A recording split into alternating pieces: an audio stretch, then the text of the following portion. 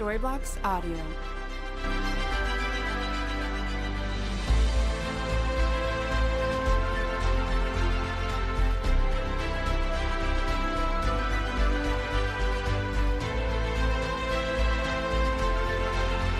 Storyblocks Audio.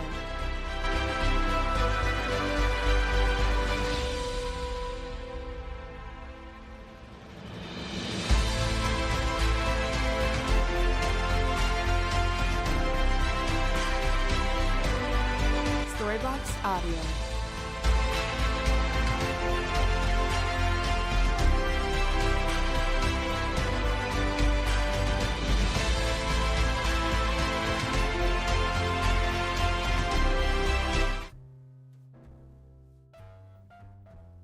Welcome to the Choose to Change 90-Day Re-Entry Program. If you are a visitor or new to this program, then you are in the right place. Many of us walked into these rooms not sure of what to expect, but many of us stayed because we saw real people with real problems who had real hope. This 90-Day Re-Entry Program is a self-supporting Christian group. There are no dues or fees to attend a class, but we do encourage donations from our members and anyone who believes in what we are doing. The only requirement for membership is a sincere desire to change. If you're ready to change your life, then you are in the right place. Through this program, you will learn the tools and resources to finally change your life forever and a relationship-based support system to keep you going. For many of us, there's no easy way out of the mess we created in our lives, even if it wasn't your fault. But the good news is that there is a way out if you believe, if you would choose to believe in the impossible. Welcome, gentlemen. My name is Frank Salazar, and I've been a member of the Choose to Change Reentry Program. June 11, 2015, so when I walked through the doors looking for a change, and I got it. And it wasn't easy, but I stuck it out, and I'm still changing. That's why we're here. We're never done. We're still growing. And we're going to hear from Orlando tonight. And without further ado, let's welcome our CEO and mentor, Orlando Salinas, to the lecture. Thank you, Frank. Awesome. All right, thank you, everybody, for being here. Those watching online. Man, I haven't been here, I think, since last year. I have been, what are we today? The 20, no, I was here. When was I here? I was here, right? 2 weeks ago? No. Pero it was a great Christmas season for me. I'm excited about what God's going to do for us this year. I'm glad you're here. So, my name's Orlando, and I'm usually the one that does this class. For you, Abel, just to give you a little bit of background, I've been doing this for over 12 years. I started this organization and this program, this particular meeting, 12 years ago, with the idea was helping men and women, or specifically men, who were struggling with life, addiction, incarceration, and one of the biggest problems that what I'm going to talk about tonight is addiction. The last time I was here, I was talking about addiction and what it was. And I'm going to continue on that theme of addiction, because what I've come to realize is that, well, I'm getting ahead of myself. I want to talk about addiction tonight. But what I really want to talk about the solution. So let me read something as we get started, guys. It's out of the book of Mark 5, 1 through 10. This story is a story in the Bible, and I want to launch my message from this story because I've been reading and researching a lot about addiction, and I'm probably going to do it for the rest of the year.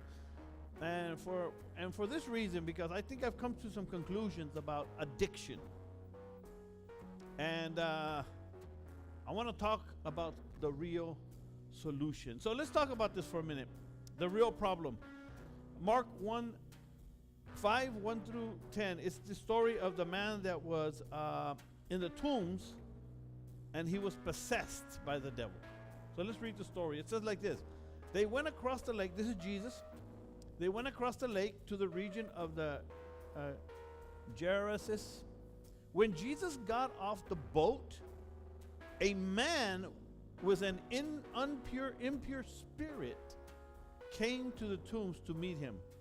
This man lived in the tombs. No one could bind them anymore, not even with chains, for he had often been chained hand and foot. But he tore the chains apart and broke the irons of on his feet. No one was strong enough to subdue him. Day and night among the tombs and in the hills he cried out and cut himself with stones. When Jesus saw him from a distance, he ran and fell at his knees in front of him. The demon-possessed guy when he saw Jesus, ran and fell in front of Jesus.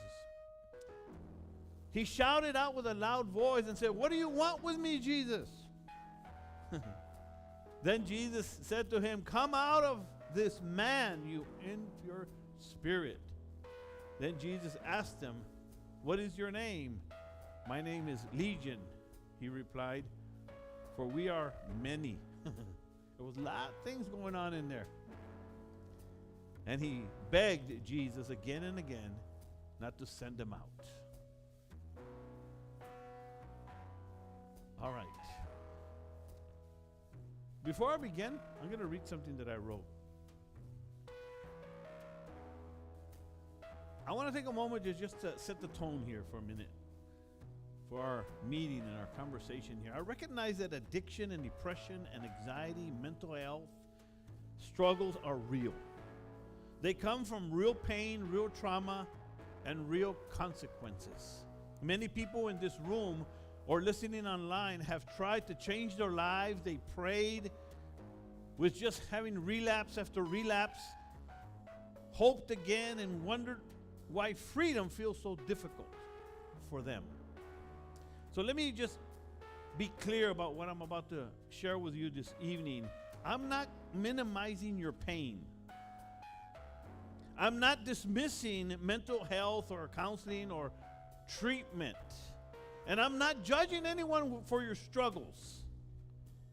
What I am doing is asking you to just give me some time. Listen to some things that I'm going to share with you.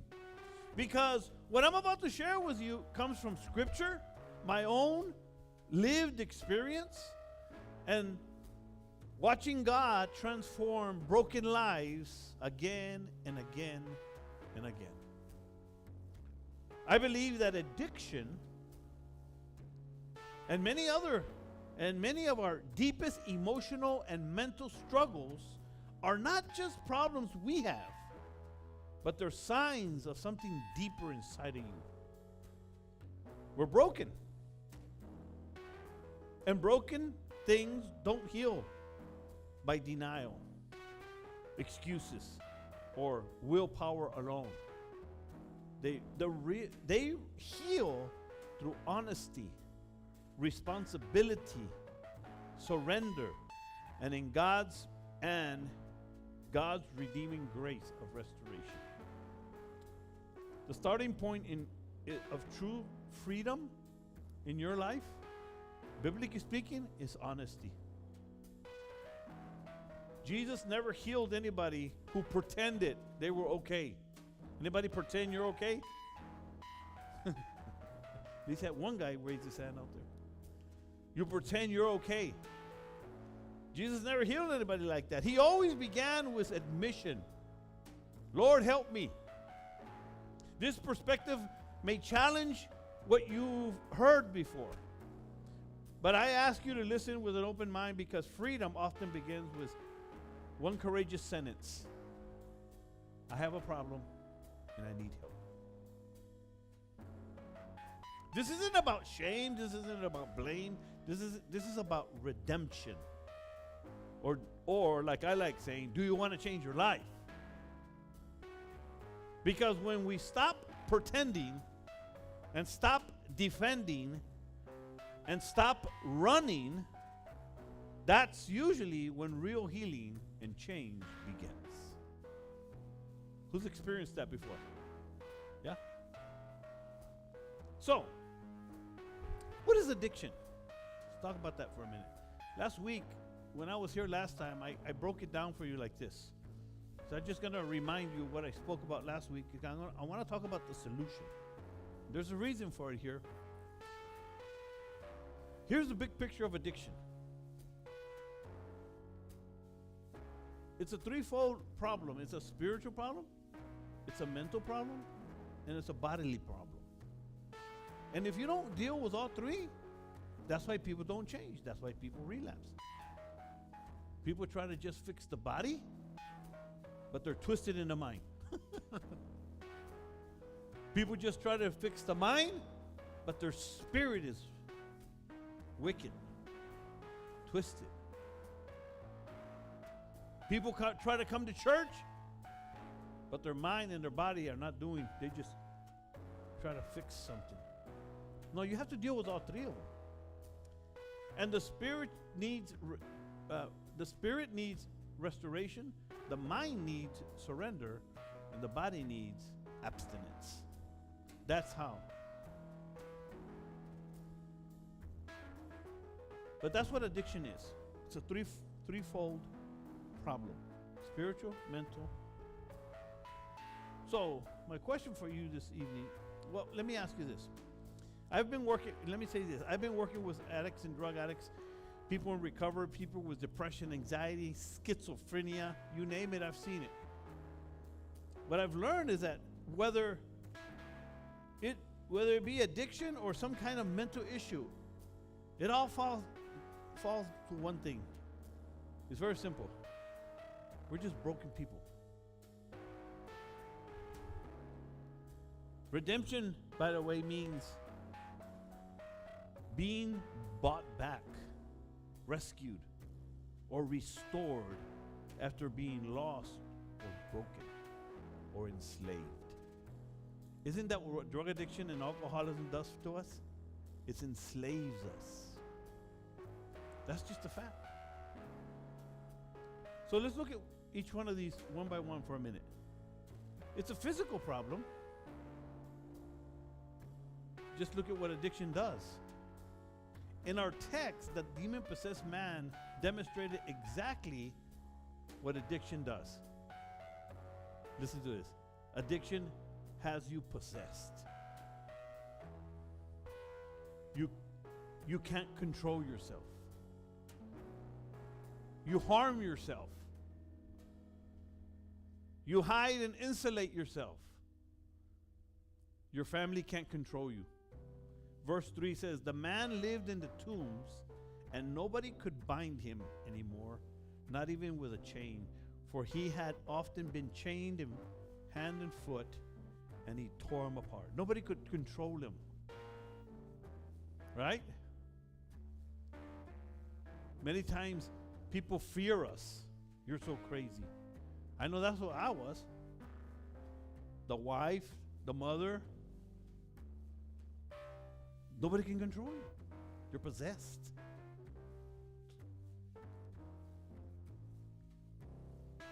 Something about that physical problem that's. But the second thing is that it's a mental problem. Your family don't understand you. Even afraid of you, right? Like I said, you're uncontrollable.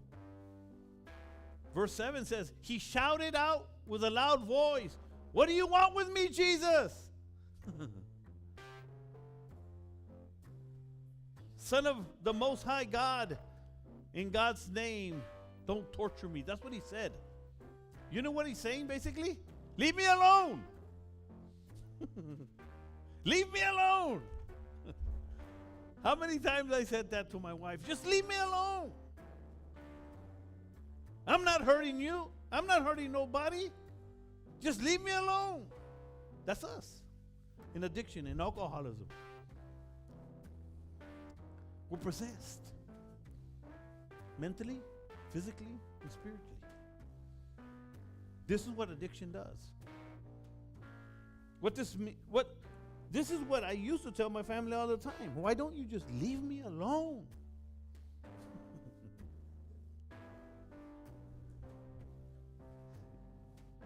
Yep. Did you hear that? Only an addict knows that stuff. Only an addict knows that stuff.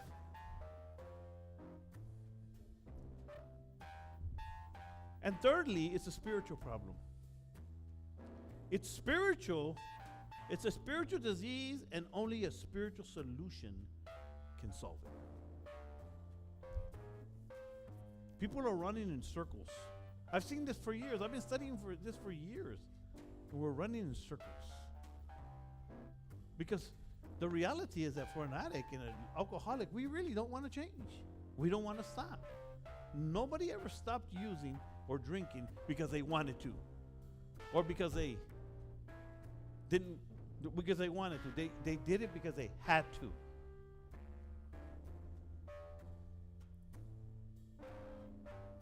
Because they finally came to their senses. I'll get there to a minute. But it's a spiritual thing. So what's the solution? That's what I want to talk about today. You understand the problem. That's addiction. Hey, by the way, this is years of rehab. You don't have to go to rehab. There you go. I'm explaining it to you for free. You learn all this stuff in rehab, by the way. They just put it in a different way.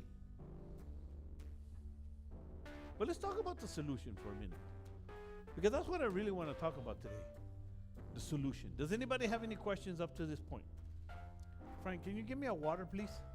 But room temperature. Anybody have any questions?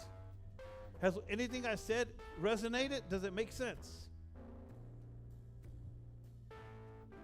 And what's that? Here, take the mic, brother. As the saying goes, it takes one to know one. That's right. And trust me, I know.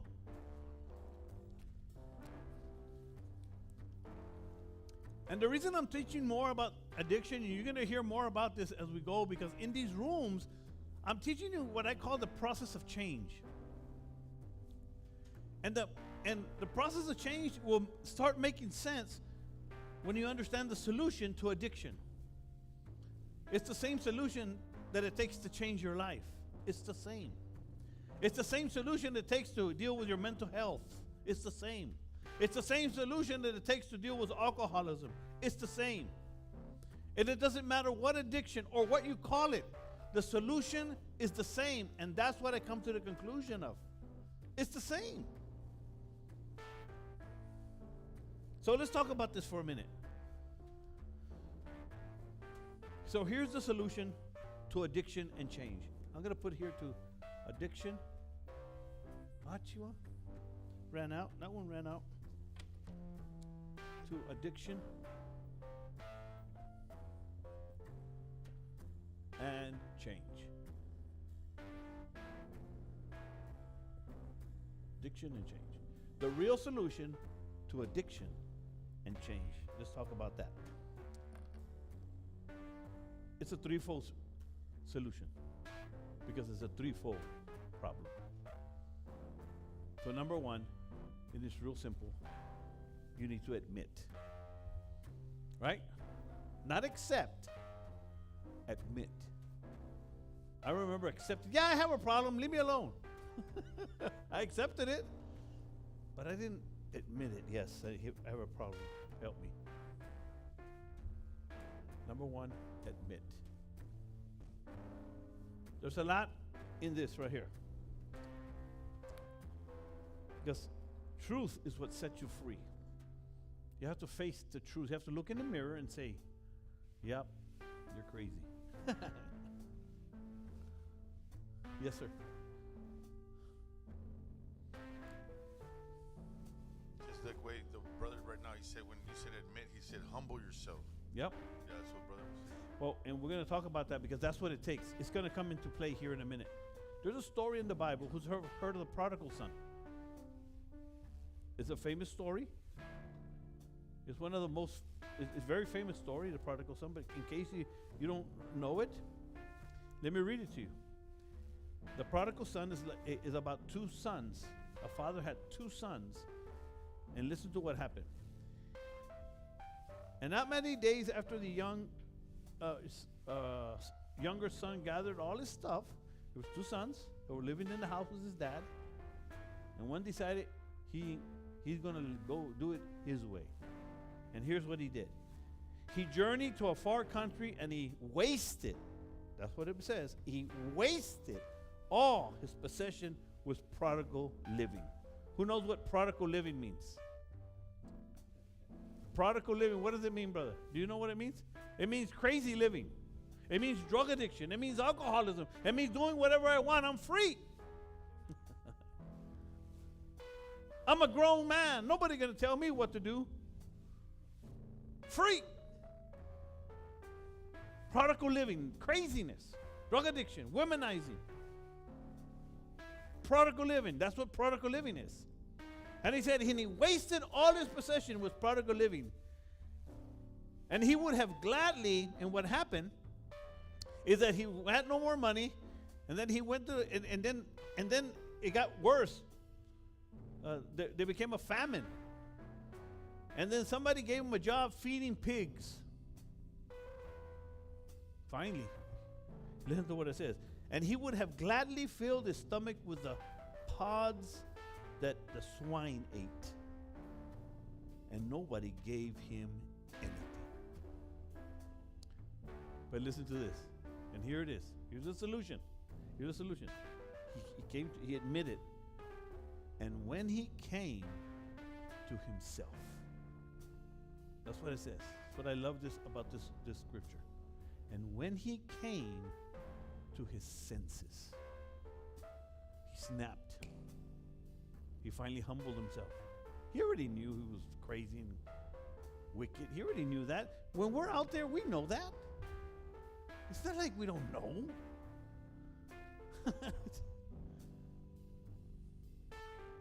We know. And our poor family, they're just, and it's just wicked stuff, man. Right, Abel? I know you know. I was talking to that one, pero son dos. Well, maybe you know too. You seem to be naughty knowing. Oh, man. That tells me everything. But when he came to himself, he said, listen to what he said. And this is what we have to do. I'm giving you the solution, guys. There's no way out of this. This is it. And the reason I'm so passionate about wanting to teach this stuff is because the solution is not like it's out. The solution is easy. You can pretend, you can run, you can do all that, but the solution is easy. You have to come to your senses. And you have to say this. How many of my father's servants have bread enough to eat and to spare, and here I perish with hunger? He says, I will rise up.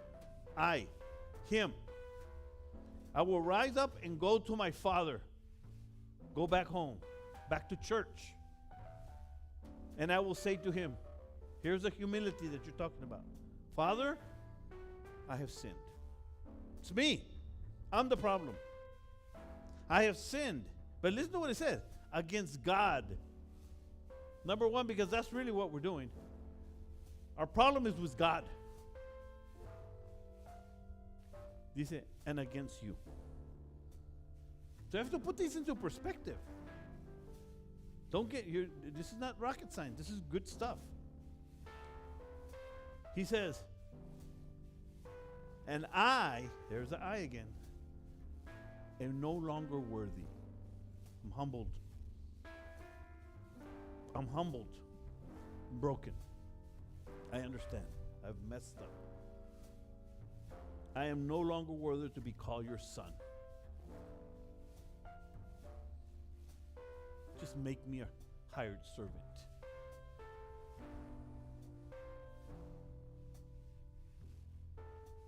Healing and change cannot begin until you face the truth.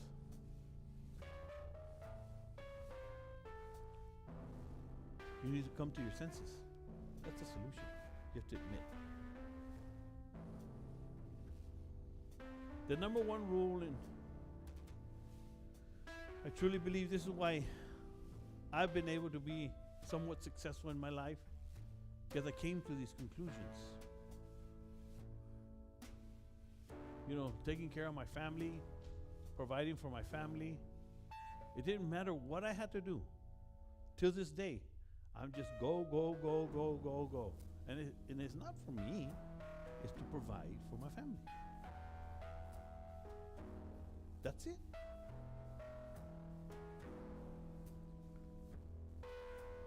So you admit. Okay, so what's next? The number one rule to solving any problem in life is to first figure out what the problem is. Right? The rule is important. This rule is important for three reasons. Number one, if you don't identify the problem, see, if you run around circles and don't say, "Hey, I'm the problem. I need to change. I need to stop." If you don't, that's the problem, and I'll get to this in a minute. So you need to diagnose it properly, because if you diagnose it, if you misdiagnose the problem, then you apply the wrong solution. If you deny the problem, nothing changes. And if you minimize the problem, remember minimizing the problem? It's not that bad. I'm not that bad. Well, it depends who you compare yourself to. We always compare ourselves to the other guy that's worse. You delay the process of healing and change if you minimize. So when it comes to addiction, what is the problem? Is it the drugs? Is it alcohol? Is it pornography? Is it trauma? Is it your environment? So after dealing with all this for so many years, I've come to the conclusion that we've been asking the wrong question about addiction and the solution. We shouldn't be asking, what's the problem? Or what is addiction? The question we should be asking is, who is the problem? Because if we can answer that question, the how and the what and the why comes. But first I think we have to identify the who. See, and here's where I differ with the recovery world. Because in the recovery world, they don't want to blame you.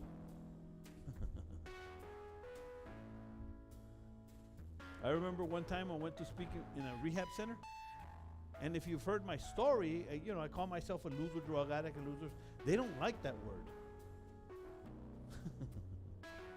You're not a loser. You just have a disease.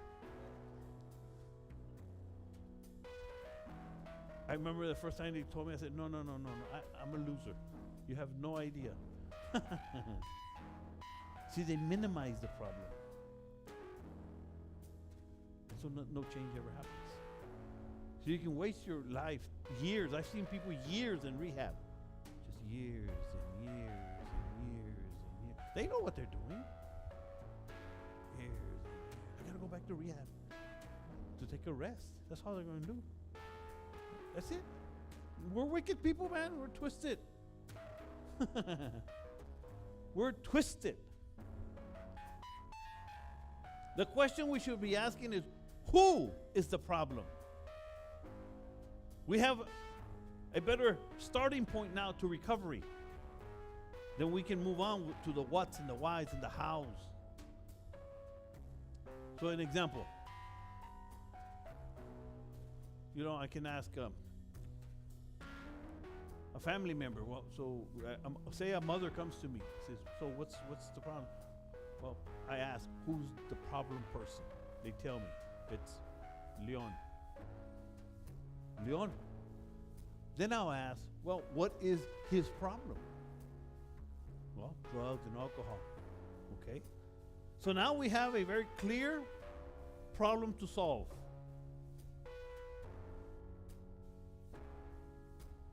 So in other words, the problem person has to be able to admit and say, I am the problem. We already saw he has this problem. And the problem he has is drug and alcoholism addiction. But the he is the problem, right?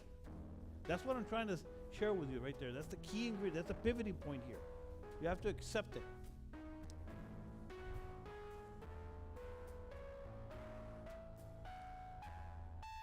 I have a drug problem. I can't stop using or drinking. I have a pornography problem.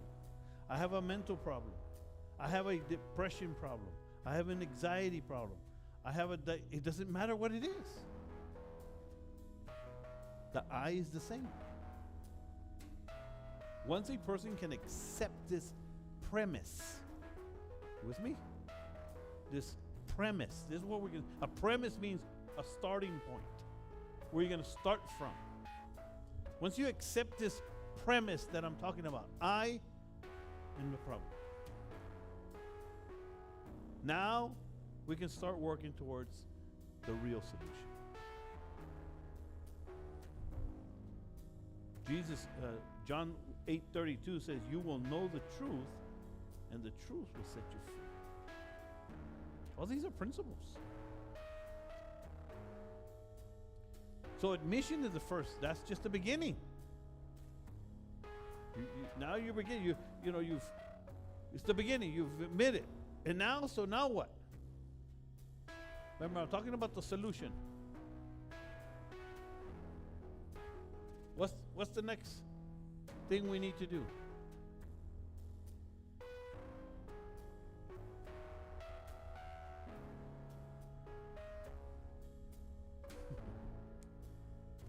Anybody know what surrender means? Yes, sir. Let me turn it around. Uh-oh. It's like you come to church, right? Mm-hmm. They do the altar call. While they're doing the altar call, you waste your hand. It's me. I'm the problem. So you go up there, people think they're bowing down to the pastor. No. From there to the altar is meaning that you humble yourself. You're surrendering yourself. You know what? I need help. And when you do all that, and you end up there at the altar, then God can meet with you and help you. Help you with that addiction, whatever problem that you have, He can help you then. Mm-hmm. But we have to come to that point. Yep, and that's what surrender is all about. That's exactly what it is. You don't defeat addiction with willpower or just trying harder. You defeat addiction and with complete surrender and abstinence. Complete surrender and abstinence. You have to stop. Now let me put in this little plug. I'm not telling you this is easy. This is not what I'm saying. If it were easy, this place would be full, our churches would be full, everybody would be doing it. There's no easy. Pastor preached a masterful sermon last night about the road in life. The Bible teaches us there's a narrow road, right? And there's a what? Wide road. That's just how life is. And you're going to have to decide to take the narrow road. Because that's the only one that's going to take you to the promised land, which is ultimate change and hope and peace. Surrender, you have to give up control. Surrender, I like when you understand surrender, but you have to do this willingly. But surrender is like when you get arrested.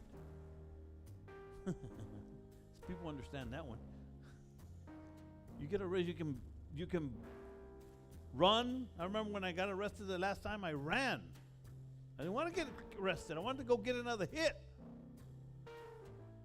But I ran. They cut up to me. And struggled. And once they put those handcuffs on me, it's over. That's surrender. But what addiction does is you surrender your life to drugs, you surrender your life to alcohol, you surrender your life to lust, you say how you surrender it? You give it. This is why the solution is so interesting. Because you have to do the same thing. You have to surrender. And this is where the real struggle begins. And why? Because nobody wants to admit or believe that there's something wrong with them. Nobody. Although we know it. No one wants to surrender their lives to anything or any body. It's normal. I get it. In the story of the prodigal son, this is exactly what he did. He surrendered. He came to the conclusion that the real problem wasn't the drugs, it wasn't the prodigal living that make things worse. It wasn't the wild living. The problem was that he was very, very selfish and self-centered person. And the real problem was him. This is the kind of stuff you're not going to hear just anywhere, guys. But you want to change your life. And he surrendered. So what does surrender look like? Surrender is the decision to stop running your life your way and fully place it under God's authority and rule. That's what I believe. But let me put this out. If I was teaching this this is more of a church setting, I believe in surrendering to God. In other words, the way I used to put it is that you're going to bow down. You're going to bow. Everybody's going to bow to something, right? You're going to bow down to drugs. You're going to bow down to alcohol. You're going to bow down to a judge. You're going to bow down. You will bow. The only question is to who?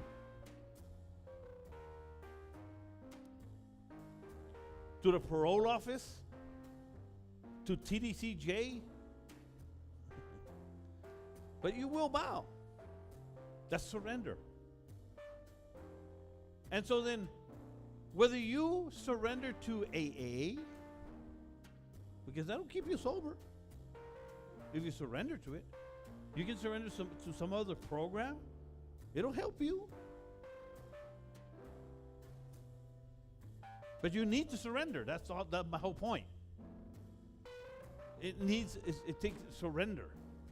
Because I see a lot of people, like when I talk to mothers or wives and grandmothers, and they tell me about their loved one, their son, like this particular one that, several, grandson, well, what is he doing? Even in my family, I have a sobrina that, she's sober, but she doesn't go to church, she doesn't go to AA, she doesn't go to any kind of program because they're doing it on put a willpower. It's not going to last, and it didn't. You have to be committed and surrendered because we want to change our way. It doesn't work that way. Believe it or not, it's over for you. You can't do it your way anymore. You lost your chance. You lost your opportunity. Once you accept this premise, then things start changing. But you have to surrender. Your best thinking got you here.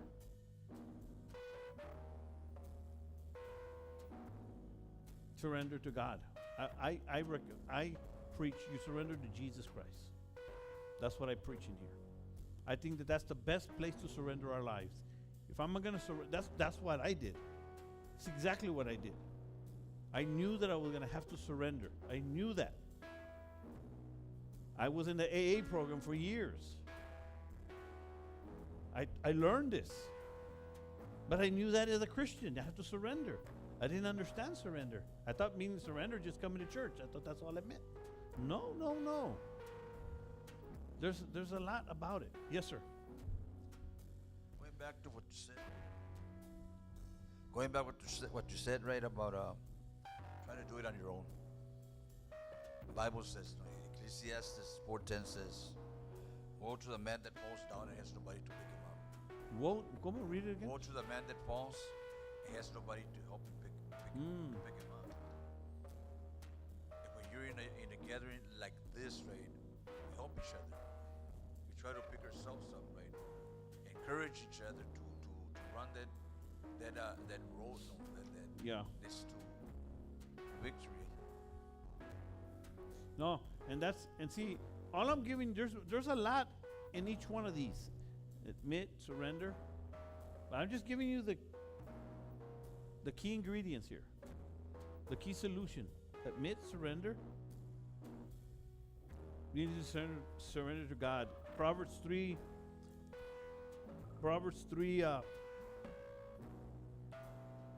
5 and 6 says, trust in the Lord with all your heart and lean not on your own understanding. Acknowledge him in all your ways, and he will direct your path. That's what surrenders are. So let's close with, does anybody have any questions here? Well, if you don't, I'm going to pass around the donation bucket.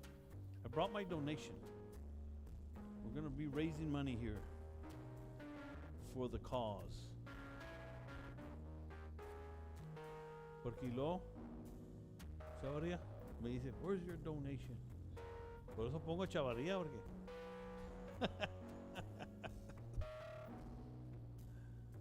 So here you go, guys. Let's close with, we got admit, surrender, and let's close it. Remember, this is the whole solution. And the next one is you must commit.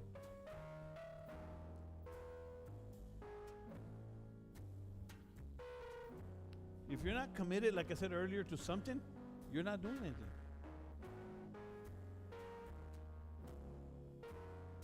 Surrender saves you, but commitment sustains you. Do y'all get that? Surrender saves you. You give your life to Jesus, you give it up in the altar, and many times we're sincere. We're sincere. We don't want to drink no more. We don't want to use them. We want to change. We're sincere. And so you're saved. God saves you. God helps you there. But now the work comes, and that's where the commitment comes in. So you have to commit. Commit to what? Commit to the process of change. And that is a day-to-day thing. Because you didn't get here overnight. You're not going to change overnight. There's a commitment to it. It's like lifting weights and building your body. It's like losing weight. It takes time and effort. Commit rebuilding your life through obedience, accountability, and service. You must commit to a new way of living. I talk about this. It's called lifestyle. I talk about this a lot. A new way of living where structure, accountability, and faith is taken seriously. Where your mind can be renewed, your faith challenged, and your life rebuilt. This is how it works. And really the way it works, guys, I do remodeling. That's what I do. It's my business. I specialize in remodeling kitchens and bathrooms. Been doing that for many, many years, even when I was a drug addict. You know, like I'm about to do a whole master bathroom here next week. And the first thing we have to do is gut it all out. We have to break it all down. And that's what we have to do in our lives. That's what surrender is all about. So we can start rebuilding you. I've been doing it for 29 years. And I'm still working on the building. There's a song we used to sing, God is still working on the building. Again, all these pieces come together, right? You admit, you surrender to God, you commit, you start building. That's how it works. You must commit to a new way of living where structure, accountability, and faith is taken seriously, where your mind can be renewed, your faith challenged, and your life rebuilt. This is the way Jesus put it. Come, pick up your cross and follow me. That's what that means. What is the cross? You're going to be, again, I'm not telling you this stuff is easy. But I remember very distinctly when I was ready, when I was in prison, when I had no hope. I was not looking for easy. I was looking for possible. And that's why I was able to accomplish what I have been able to accomplish. I wasn't looking for easy. I was looking for possible. There's nothing easy that's worthwhile in this life. Nothing. Not a marriage, not a job, not a business, not sobriety, not change. So what would this look like for you today? This commitment. Commitment to what? Well, it's real simple. Coming to church. That's why we tell people just keep coming. That's why I do the 90-day challenge. Just come. You're going to learn some stuff. Because there's a lot of things going on. You're going to learn. You need to be inspired. God needs to touch you. God needs to work with you. You need to hear something. You know, it's all working together. You need to come to choose a change. You need to go to Bible studies. You commit. You're committing to something. Again, in this case, to church, to God, to His ways, to our ways, the church ways. Commit. Fellowship, coming to, fellowships, prayer, Bible reading. Commit. Building new relationships. There's a lot involved here. This is the program. This is the program we need to change our lives. Change our mindsets. Restore our lives. What our world calls recovery, we call redemption. What this world calls recovery, we call redemption.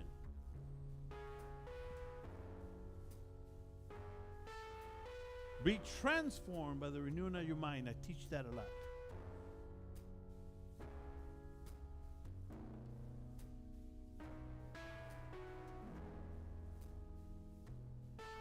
Take up your cross daily and follow me.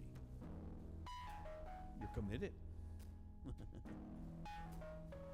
And when you're committed, people around you are going to know it. You don't have to tell them. They'll know it. Just like your addiction. You don't have to tell them. They know. And when you start surrendering, when you start admitting, when you start committing, they'll know. And finally, there's hope in the horizon for a better life. People think differently, right? Like you're saying, everything revolves around the church, about serving God, right? I'm talking to this man 2 days ago. Really, he recognized me. Used to hang with him, but I don't remember where. But regardless, he said, "You go to the church and you can't do this, you can't do that, you can't do all this stuff. You know what, Rodriguez? I can do whatever I want. That's my choice, my decision. But the thing is that I choose not to do it because then I'll become a hypocrite. You're committed. I'm committed myself to the Lord. Because if I would be talking to you about Him, and then tomorrow you see me doing something most totally differently out there, then that's going to hurt you and say, you know what, no, forget this. So I got to guard my heart, got to guard my testimony, and I decide not to drink, party, and all that stuff. That's my commitment to the Lord. Amen. So for me, I like doing what I do because this is what I live this 24 hours a day.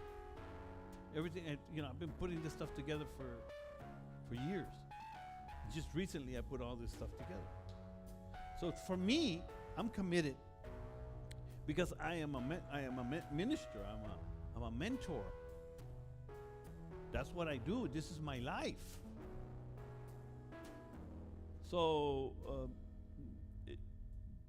it's just normal to me. And that's what it has to be for you. It has to become normal. It has to become a lifestyle. Again, you're going to learn that in here. And it takes a lot of work. And before you know it, I don't know no other life. If you were a drug addict, I'll use you, Abel, remember, you didn't know no other life. That was it. The crazy Abel. That's it. So there's no reference point. We mentally or know what could be better or what dreams and hope, but there's no real reference point for what's normal in Christ, what's normal in life. Normal, I'm reading a book right now called The Myth of Normal. What's normal? To me, this is normal. I go to church, it's normal. I come to church, it's normal. It's what I do. Other people go to dances and clubs and crack houses and bars and pornography, and it's normal to them. It's normal. This stuff is not rocket science. So let me close. Admit the truth, surrender to Christ, and commit for renewal. This isn't behavioral modification. This is life transformation.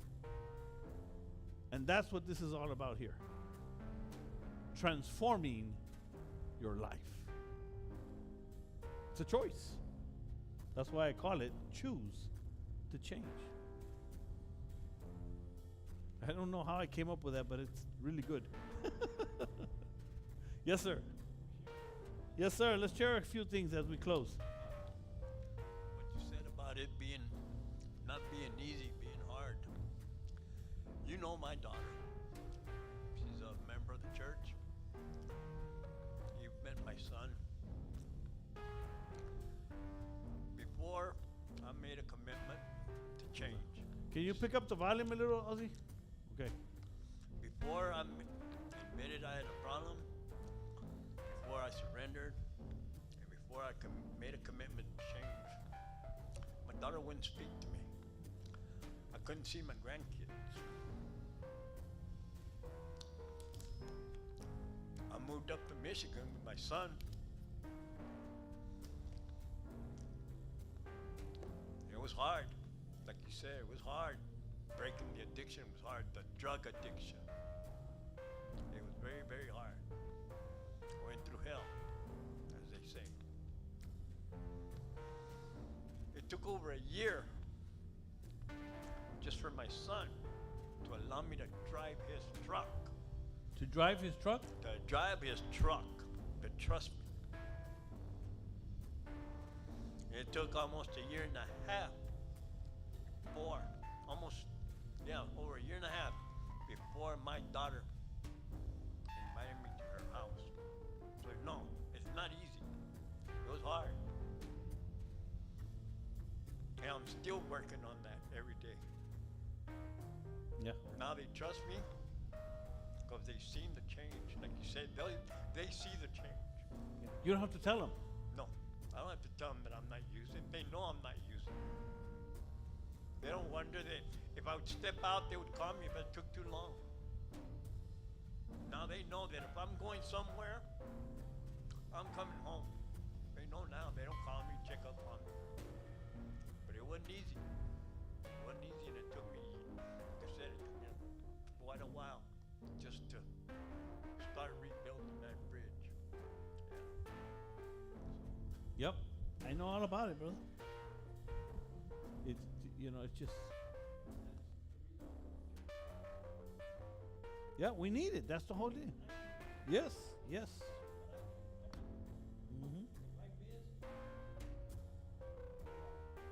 Dale, Mike. If I miss, I don't feel normal. I don't feel normal. I feel like, oh, this ain't right. This ain't normal. I'm supposed to be in church this Sunday. You know, it's not normal no more if I don't come. Yeah, I get it. That's the whole idea. Yeah, like you said, now it's normal for me to read the word every morning, for me to send blessings, for me to come to church. Now it's normal for me. That's normal. Not staying up for 7 days, 8 days straight, you know. Yeah. And I thank God. I thank my church. I thank you for where I'm at now. Yeah. Good thing you didn't have to go back to prison.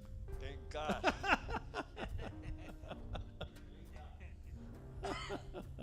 Anybody else want to share something? Nobody? Well, next week, let me see, what do I got?